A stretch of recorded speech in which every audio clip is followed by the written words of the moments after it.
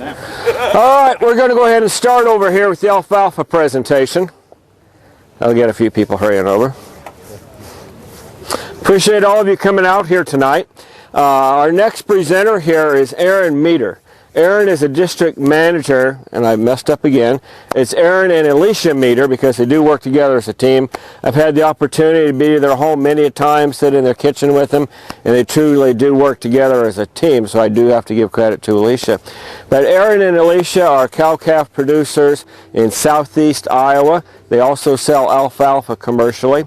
Aaron, as he'll tell you a little bit here, first became acquainted with the AgroVantage program about 3 years ago here at this event. And he's going to tell you about some of the practices that he's incorporated into his operation at home and what it's meant to them as a family and to their farming operation.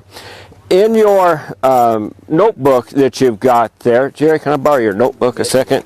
If you open up your notebook here and turn behind this blue divider, behind the ProServe promotion flyer here, you're going to have Aaron's presentation. And Aaron's going to talk about a soil test, and that is to the back of his presentation. So everything you're going to see up here on his storyboards is right here in your handy-dandy notebook. All right, thank you, Jerry. All right, so without further ado, join me in welcoming Aaron Meter, talking about Alfalfa program. Well, good evening. Welcome to cool Nebraska. As Larry said, my wife and I raise cattle in southeast Iowa. We have roughly 100 head of cows, 50 in the spring herd, 50 in the fall herd. We work the Conklin business, and we have some construction business interests. So, as Larry said also, 3 years ago was my first attendance out here at Pro Grower, and I came and I was looking. I needed something to improve my bottom line. Being a young farmer today, you have several problems against you. High cash rent, high inputs, and greedy buggers. So it takes more money to make things fly. And it wasn't working quite as well as I'd like to have worked. So when I was out here, I was intrigued. I was over the hill here after Pro Grower with Charles, and I was walking through 9-year-old stands of alfalfa that were thicker and more healthy than my 3- and 4-year-old stands at home. And that was pretty cool. I thought, man, something's different here. So I asked Charles if he would take me around the farm and let me see the back 40, because this is up here where everybody can see it. And doggone it, the back 40 looked just like this one. So I said, Charles, I said, what are you doing? And so he told me about the system, and I found what I was missing was a system. So that's what I'm here to talk about today, is the alfalfa system, and it has done wonders for my operation. So let's start here first. Notice we have the alfalfa stand establishment.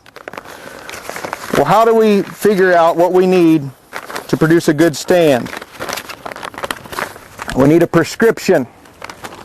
If you'll open your books there, we start with a basic soil test. It gives us a prescription. It tells us what nutrients we're lacking in order to reach the goals that we want to achieve. This was the first system where I could punch in a goal that I wanted to achieve for alfalfa. If you'll notice, this piece here is my Hartnell piece that I rent. If you look here at the recommended nutrient applications, it says yield goal, 8 ton. All right, in order to have good alfalfa, the key to anything is a good foundation. A good foundation allows us faster stand establishment, greater root development, better water penetration, quicker canopy to inhibit grass and weeds. I also learned that I went to this system, I got rid of my old ways. Bye-bye went the cover crop. Oats turned into weeds, and direct seeding become a dream. Soil broadcast before seeding. 5 gallon of Feast 3 1818, 16 ounces of the soil Excito, 1 quart of Wex, 4 ounces of Amplify D. the results will be amazing.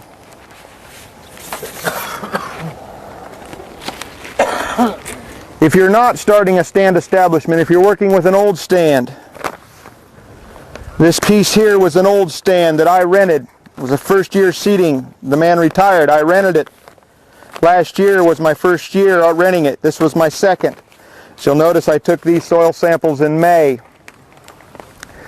Breaking dormancy and after cutting on established stands. We come in and we feed. We feed to stimulate early growth in the roots. Regrowth draws nutrients from the root reserves. We have to replenish them. Yield is based on shoots per plant, leaf to stem ratio. We increase that with feeding of the plant. And again, when we increase the growth, the leaf to stem ratio, and increase the canopy, we reduce our weed pressure.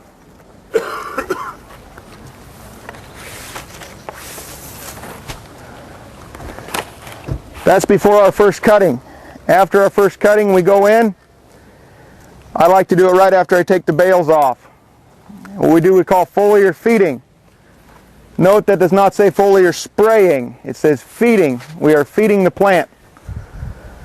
Foliar feeding allows faster regrowth, again quicker canopy, increased leafiness, increased RFV, which leads to increased yield, which also adds to longer stand life. Now if you'll note here, it has no fertilizer here. It just says foliar excito, rain fast, and adjust the water to pH. Well, what I didn't have before was a system. I had a maintenance ration, dry broadcast maintenance ration. If you'll note the second page of your soil test, it has a recommended fertility program. It said, Aaron, if you want to produce this 8-ton yield goal that you want, which my best before was about 5.5, it says this is what you're going to have to do. So right here it tells me I need to do 3 gallons of 3-18-18 each application. I would implement that there. That's what the prescription tells me. Now note on this here, it says additional fertility requirements when all the above products are applied. Don't cheat on this. It said here I was calling for some potash and some phosphate. My soil needed it. That field was in trouble. So for the first time in my life, I never really skimped on a soil test. I did exactly what it said. What's the result of that? This year on that piece, after 2 cuttings, 5.6 ton to the acre. 3 more cuttings to go. I'm already over my best in 2 cuttings. I didn't cheat the system. I finally found the tool that I was looking for to work for me, not me to work for it.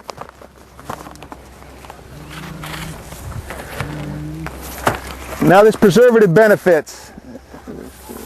This process here is what sold me on Conklin products and gave me the confidence that they would keep performing. When I came out here to Charles's farm 3 years ago for the first time, and I saw the vast differences in the quality of his hay in these dryland hills in Nebraska compared to my good moisture conditions in southeast Iowa,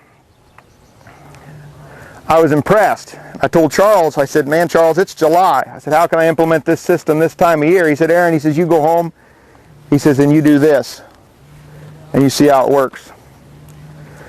So I did. I went home and this is the first thing I applied.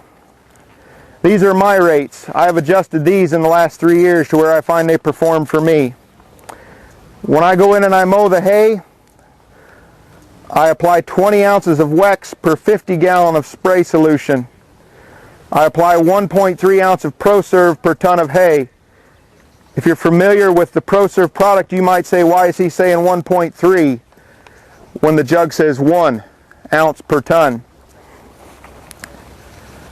I find that this works better for me. I haven't had a failure, but I might have a nervous disorder, but I like to know that I have enough on. And then I run 3 gallons of spray solution per acre on my swather. So this mix right here in 50 gallons of water will do 16 acres. What this allowed me to do was put my hay up a day earlier and 18 to 20% moisture. So it allowed me to get in there and make the weather window work for me instead of getting busted all the time. And the thing I liked about the ProServe in the windrow was I had less bleaching from the sun, and even if I caught up to a ½ inch of rain to an inch, I was still protected from mold.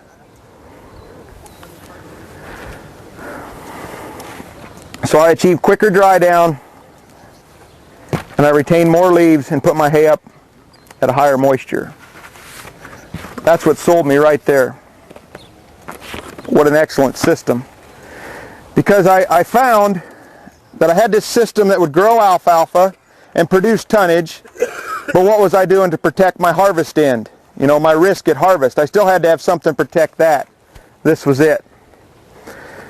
Now this system, after we've taken our last cutting off, we come in and we feed it one last time. You're kind of putting the plant to sleep for the winter. You're kind of rocking it to sleep. If you'll notice, there's no micros in here, no zinc, no boron, no excito. What we're wanting that root to do is just absorb nutrients in the root, prepare it for winter. That increases the root energy, reduces the chance for winter kill. That was the system I was looking for. It's been a boon for Alicia and I. It has taken me from wondering whether I should get out or just keep doing the status quo to looking for a little more. I can make my ground that I have, I can maximize it. That high cash rent that I was paying, it's working now. The other thing that's interesting about my operation is some of my ground, the hay ground, is rented. Most of it is on the shares. Before, I just had a spring herd my first year into this. I'm still running pretty much the same hay ground. What it's done for me, this system, I've doubled my herd in the last year. I've put up enough hay on the shares to supply my doubled herd with feed and have hay to sell off just my share ground. All my rented ground will go for sale. So it's taken me from that point where it was kind of borderline profitable, you know, kind of decent, but to, hey, this is all right. So this is the system that I was looking for on my farm, and it's been very beneficial to me. So if there's any questions about my system, about this harvest benefits, why I'm doing that, what it's costing me, feel free to ask me and I'll answer what I can. So fire away.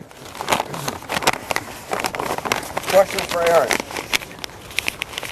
Yes, Jim. Have you done side-by-side on the ProServe and Wex to see moisture variation or test results? Question is, have I done side-by-side with the ProServe and the Wex to see variation in moisture and results? Yes, I have. I don't own a baler. I have a small square baler, but most of my round bales are custom baled. And my side-by-side comparison is I shut the switch off and I don't apply on a few rounds. And I have not yet found one custom baler that cannot tell to the windrow where I shut the machine off. Yeah. Have you tested the bales to make comparison that way? As far as? Moisture, RFV. My RFVs are about 20 points higher with this whole program than they used to be.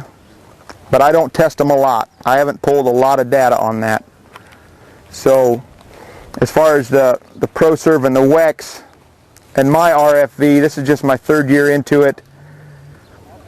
What I have pulled so far has been about 20 points difference. So I don't have a lot of data on that. Sure, fire away. One of the things I run into on every farmer, they don't care what you're selling. Cost per acre. Cost per acre. Yep. They don't care what you got. Yep. Cost per acre. First thing out of their mouth. Question is cost per acre. My answer is this doesn't cost me anything. It makes me money. Well, that's a good thing. But I will tell you, side-by-side comparisons right now, I still run those trials because I want to make sure that I'm doing the right thing. This right here is about 5.6 ton to the acre. My dry broadcast system, which is the 45, it cost me $45 for my maintenance ration after first cutting and in fall when I put it to sleep. So it's 90 bucks an acre. This cost per acre on this system is going to be anywhere from 80 to 120. But here's the difference. My dry broadcast system after my first 2 cuttings is running 3.8 ton. My AgroVantage system is running 5.6 ton. That's a 1.5 ton difference in the first 2 cuttings. Right now, top quality hay is going for $125 a ton. Okay, junk hay, I got a call from Gainesville, Texas yesterday, wanting anything I could send them, $90 a ton. Okay, we'll take that 1.5 tons. That's $145 difference already in the systems for a $30 more investment. So for 30 bucks, I can pick up 145. I'll do it every day of the week. That's what it's running for me right now, this year. So, other questions? What's the guy on the baler? What is he noticing? How does he know? He's noticing the toughness. Because see, I'm getting a day quicker drying time with this. That's what he notices. Really works him. He can tell right to the windrow where I stop. Does he have a moisture tester on his machine? No. He just calls me up. He says, "You shut the dope off down here in this corner?" Yeah, I did. Yeah, he can tell right to the row. So, question was, can the baler man tell? That was the question. That's what I answered. Other questions? Aaron, if somebody's here and they're thinking about implementing something from the AgroVantage program, and you kind of answered this earlier, what is something they could go home and easily and quickly do to show that there's a value to this system? Right here. Go home and put the, what we'll call the harvest protection plan at work for you. This right here will gained me lots of confidence in the products and the system. Aaron, what would that cost me? Well, this wax here is pretty expensive. You know, inputs are rising today, and 20 ounces of wax at retail per 50 gallon of solution is going to cost you 40 cents an acre. And I figure I'm getting 2.5 to 3 ton an acre, so that drying agent is going to cost me about a dime to 12 cents. So it's pretty expensive to pick up a day of drying time. That's at retail. That's at retail. The ProServe, retail cost of the ProServe is going to cost you $1.80 a ton. You can pick up 4 to 6 points of moisture for $1.80 a ton. If you can increase your RFV from 170 to 185, there's a $25 per ton difference right there.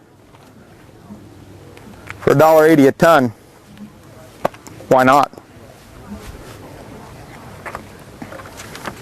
Other questions?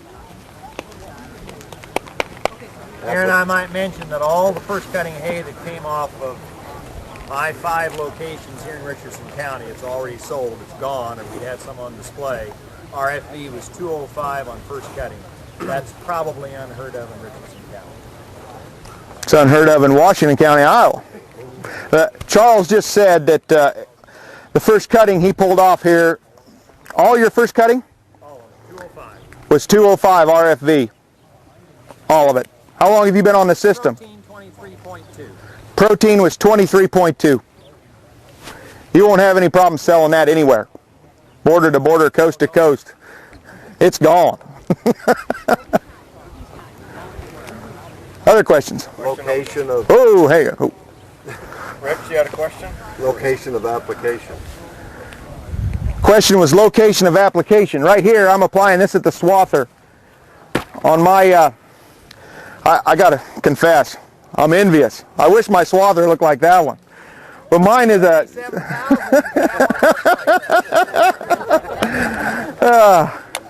I have a Heston center pivot, and it's not a disc, it's a sickle conditioner.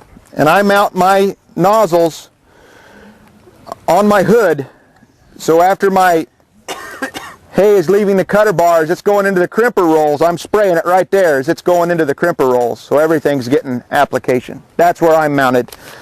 Charles's is mounted differently over here, and feel free to take a look at it. So after you spray that on, say you rake that hay again, is that going to hurt that? The question was, after I sprayed that on, if I rake that hay again, is it going to hurt it? No, I rake all my hay after I mow it. So actually I rake while it's wet. There's water running off my tires when I rake. So no, it will not hurt it. This bacteria is a dead bacteria. That's why we use ProServe in the windrow. You cannot use the feed store in the windrow. It's a live bacteria. It'll be gone. Did that answer your question? Or? Rich? When's the best time to put on your 318-18 or 918-9? Like at this time of the evening? And how much growth do you have back? Question is, when's the best time to put on the 318-18? Is it this time of the evening or in the heat of the day? Or how much growth? The best time to put on the 318-18, when I like to do it, is the hours between 2 a.m. and 6 a.m. But what we're looking for is a 20-degree temperature drop. So right now, if you were to go out and start foliar feeding, you could do that. Do not apply in the heat of the day. If you're out there after 8 o'clock in the morning, stop. That's my philosophy. What's yours, Charles? I agree. We do almost all ours at night because if you got a really heavy dew in the morning, it won't take it in quite as well. So we'll start about 10 o'clock at night. Depending, it depends on the time of the year, maybe 8 o'clock at night and foliar feed. Yeah. My theory is at night, see, during the day that plant's closed up. It's protecting itself from the heat. At night, my theory is the plant's relaxed. The stomata's opening up. It'll receive that feed better. That's my theory. But do not apply it at the heat of the day. It won't receive it well at all in the heat of the day. And about how much growth or how far after cutting do you put that on? How much growth, how far after cutting? I like to do it right after I get the bales off the field, up to about 4 inches of growth. That's the window. Any later than then, you're not getting the full benefit of the feed, I don't feel. Other questions? You're basically squirting on the stems if you're going in there right after the bale. You bet. Right on the crown. The question was, I'm basically squirting right on the stems. And I said yes. So. Eric? Yes. Are you putting on the inoculant on any bales when you bale? The inoculant. I'm not set. The question is, am I putting on any of the inoculant, which would be the feed store, when I bale? No, I am not putting on at the baler. I don't have that set up right at this time. I'm just running this setup right here. And it's taken me from 18 to 20% in the round bales. I can get 22 to 23 in the small squares comfortably. But I'm running this rate. I'm not cheating here. I'm actually doing a little more than what they recommend. But this cost right here is $1.80 a ton retail. So it doesn't take much to give yourself a little extra insurance. Yes, Tom? Are you mowing your small square bales right away? Or? Question is, am I mowing my small square bales right away? Yes.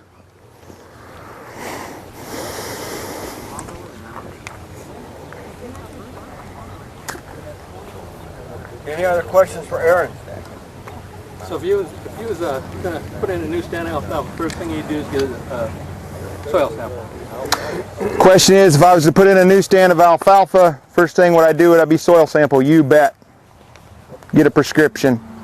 Find out what that soil's doing. I compare the soil sample to the blood test. How do we know what our body's doing? You know, what does our body need? pull a little blood and they can tell us what we're short on, what we're deficient in. Same thing's true with your ground. Aaron, that brings Aaron, up another question to use. I might mention also that pelletized lime and gypsum, whatever that soil test calls for, on most of my alfalfa ground, we put on 500 to 600 pounds of pelletized lime before we planted, and we even came back a couple years later and put it on after we planted. It make a huge difference. Can you say what he said? Yeah, just a second. Repeat that into the mic. I just want to say, if you're going to plant out, and I don't, is Ron Francis here, or is he in the other group? He's in the other group, okay. I just want to say that when you do your soil test, if it calls for gypsum or pelletized lime, put it on. I mean, it may come back. I mean, we've had soils come back, call for 500-600 pounds of pelletized lime. Put it on. There's no better time to put it on than before you plant your alfalfa. And then we've even come back 2 years after we planted and put it on in the fall. And during the winter, the snow will take it right down. Of course, I airway all my alfalfa every fall. We run an airway across everything. So we get those slots in there so we get that moisture down and get that penetration down, because you're driving on an alfalfa field, you're going to have compaction. There's no way that you can't keep from it with these large balers today and large trucks and tractors loading bales. But pelletized lime and gypsum are most people's limiting factor in alfalfa production, depending on what that soil test says.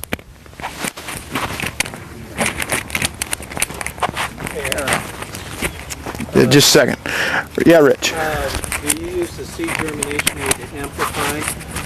And what's Charles's rate for planting his alfalfa here for new alfalfa? Question was, do I use the seed germination aid, which would be the Amplify? Yes. The other question was, repeat it for me, Rich.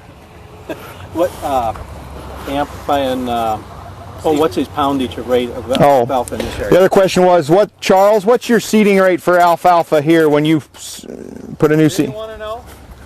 We really want to know. I'm up to 28 pounds an acre. Charles is up to 28 pounds an acre on his seeding. There were some questions over here. Question up here? Yeah, on your prescription for fertilizer right to start with, do you spray that on before you seed it? Like the 5 gallons of feed, 16 ounces of fertilizer? Yeah, you would apply that soil broadcast, spray it on there, soil broadcast, before you'd seed it. Incorporated. Yep. Would you just roll that in when you plant, or would you like mulch it in? Question is, would you row plant that in or mulch it? Do you just take the cedar over to incorporate it, or do you just use another tillage pass? Cedar or another tillage pass, a soil finisher, or if you've already finished it, just broadcast it, go in and seed it, and pack it, mulch it. Yes? Anybody know how much tolerance for error there is on the ProServe? You just guess your tonnage. How much tolerance for error on the ProServe if I misguess my tonnage? It's always better to go heavier than lighter. I'm going 1.3 so I don't miss my tonnage. I don't know. I don't know the answer for you there. I haven't done it, but I will. I'm always pushing the limits. So when I do go past it, I'll call you. Yeah. Yes, Steve. When you do the soil testing, how many acres per one sample do you go? Question is, when I do the soil testing, how many acres per one sample? I usually take 2 to 3 samples, like in a 40-acre spot, and it's 10 probes per sample. I like lots of dirt. I like the bucket full, mix it up. How much is one sample cost? One sample. What the question is, how much is one sample? It's like $26. And if you go to an event, some events they'll give away soil samples. If you attend a ProAg training, you'll get 16 soil samples with your ProAg training. That's a bargain. Other questions?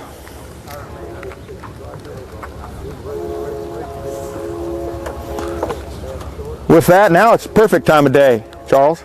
Beautiful. Beautiful. I love Nebraska. Thank you, everybody. Appreciate it.